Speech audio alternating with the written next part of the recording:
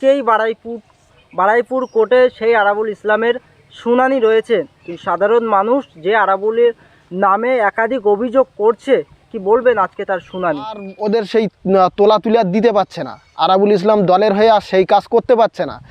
তার জন্য আরাবুল ইসলামকে দলের তরফ থেকে প্ল্যান মাফিক আরাবুল ইসলামকে অ্যারেস্টটা করানো হয়েছে।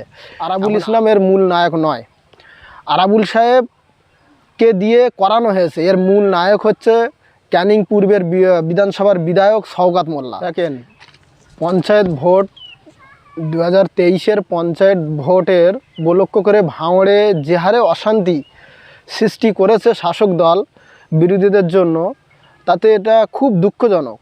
সাধারণ জনগণের, আমাদের আইএসএফ কর্মী 3-4 জনের মৃত্যুও হয়েছে, এটা খুব দুঃখজনক। কিন্তু এই যে আরাবুল ইসলাম যেটা বলছেন যে এর মূল নায়ক হচ্ছে আরাবুল ইসলাম এর মূল নায়ক নয়, আরাবুল সাহেবকে দিয়ে করানো হয়েছে। এর মূল নায়ক হচ্ছে ক্যানিং পূর্বের বিধানসভার বিধায়ক শওকত মোল্লা। এখন আমরা চাই, ভাঙড়ের মানুষ চাই, আরাবুল ইসলামকে দিয়ে কাজটা করানো হয়েছে। আর আরাবুল ইসলামকে তো ধরিয়ে দিয়েছে, ওনাদের দলের লোকই আরাবুল ইসলামকে ষড়যন্ত্র করে ধরিয়ে দিয়েছে। কারণ হচ্ছে আরাবুল ইসলাম আর ওদের সেই তোলা তুলে দিতে পারছে না, আরাবুল ইসলাম দলের হয়ে আর সেই কাজ করতে পারছে না। তার জন্য আরাবুল ইসলামকে দলের তরফ থেকে প্ল্যান মাফিক আরাবুল ইসলামকে অ্যারেস্টটা করানো হয়েছে।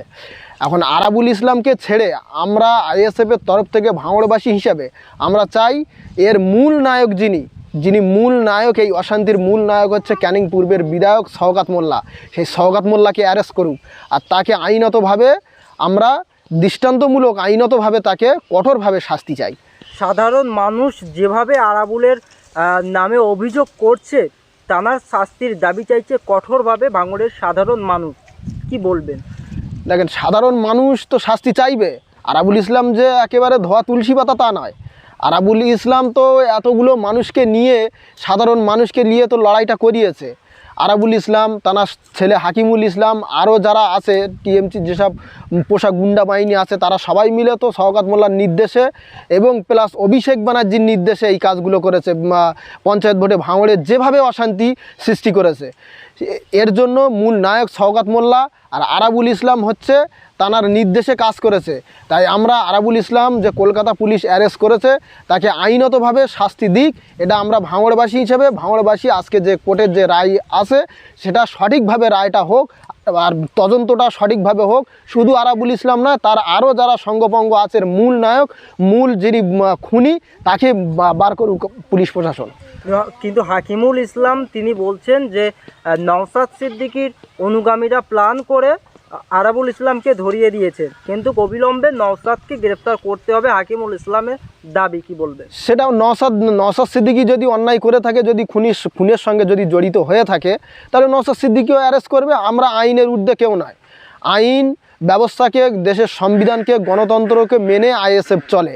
এখন আইএসএফে গণতন্ত্র অনুযায়ী যেটা চলে, যেটা আইন যেটা বলবে সেটাই হবে। নওশাদ সিদ্দিকী ছাড়া আরও আইএসএফ কর্মী যারা আছে, তারা যদি দোষ করে থাকে, আইন যেটা শাস্তি দেবে, আমরা আইনের ঊর্ধ্বে কেউ না, আইন যেটা বলবে আমরা মাথা পেতে নেব। কতটা ভরসা রাখছেন যে আরাবুলের সঠিক সিদ্ধান্ত নেবে বারুইপুর কোর্ট? অবশ্যই আমরা আইনের উপরে আস্থা রাখি, কোর্ট, পুলিশ প্রশাসনের উপরে আস্থা আছে, এবং ভারতবর্ষের সংবিধানের উপরে আস্থা আছে। সেই সংবিধান অনুযায়ী আইনের উপরে আস্থা আছে, সঠিক সিদ্ধান্তটা নেবে, কোর্টের জজ সাহেবও নেবে, এই আশাটুকু আমরা রাখছি। আপনার নাম? আমার নাম